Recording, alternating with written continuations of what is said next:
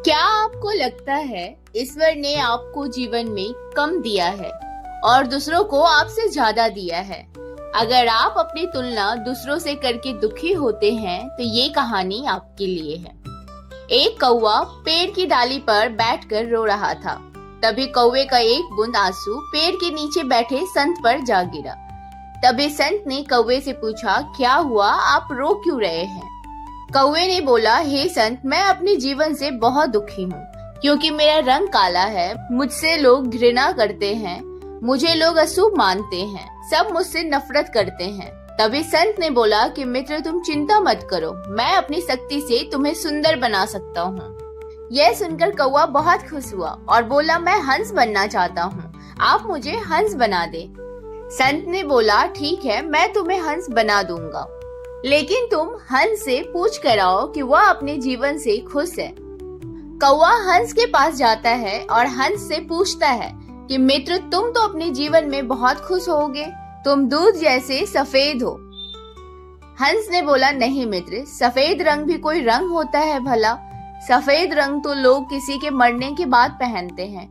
मेरे ख्याल से तोता सबसे खूबसूरत और संतुष्ट पक्षी है, उसके पास प्रकृति के सारे रंग हैं।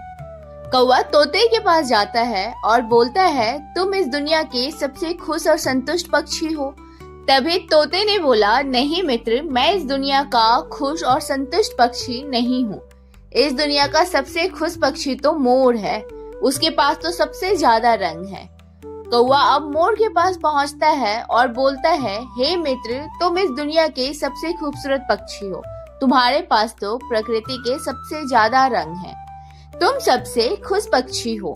मोर ने जवाब दिया, नहीं मित्र, मैं खुश नहीं हूँ क्योंकि मेरे इन सुंदर पंखों के कारण लोग मेरा शिकार करते हैं। उसके बाद मेरे शरीर के पंखों को नोचा जाता है जिससे लोग अपना घर सजाते हैं।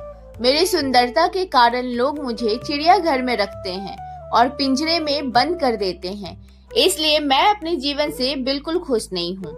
ये सुनकर कौवा को धक्का लगा। उसने मोर से पूछा, यदि आप खुश नहीं हो तो इस दुनिया में सबसे खुश पक्षी कौन है?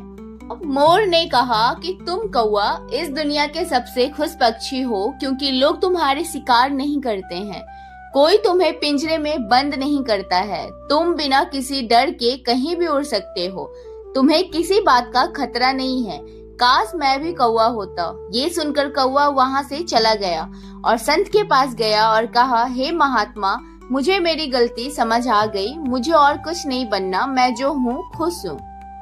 ऐसा ही हम लोग भी करते हैं, हम अपनी खुशियों और गुणों की तुलना दूसरों से करते हैं, ऐसे लोगों से जिनका रहन सहन का माहौल हमसे बिल्कुल अलग होता है। हमारी जिंदगी में बहुत सारी ऐसी चीजें होती हैं जो केवल हमारे पास है, लेकिन हम उसकी अहमियत समझकर खुश नहीं होते, लेकिन दूसरों की छोटी खुशी भी हमें बड़ी लगती है, जबकि हम अपनी बड़ी खुशियों को इग्नोर कर देते हैं। उस कौवे की तरह हम भी खुद की तुलना दूसरों से करते हैं और दुखी होते हैं क्योंकि हम वही देखते हैं जो हमारे पास नहीं है और दूसरों के पास है, लेकिन ये नहीं देखते जो हमारे पास है वो दूसरों के पास नहीं है। आज के लिए बस दोस्तों इतना ही। जाते जाते एक छोटी सी रिक्वेस्ट है, चैनल को सब्सक्राइब कर लीजिए, वीडियो को ज्यादा से ज्यादा शेयर करिए, लाइक करिए। बहुत जल्दी मिलेंगे अगले एक नई मोटिवेशनल स्टोरी के साथ, तब तक के लिए धन्यवाद।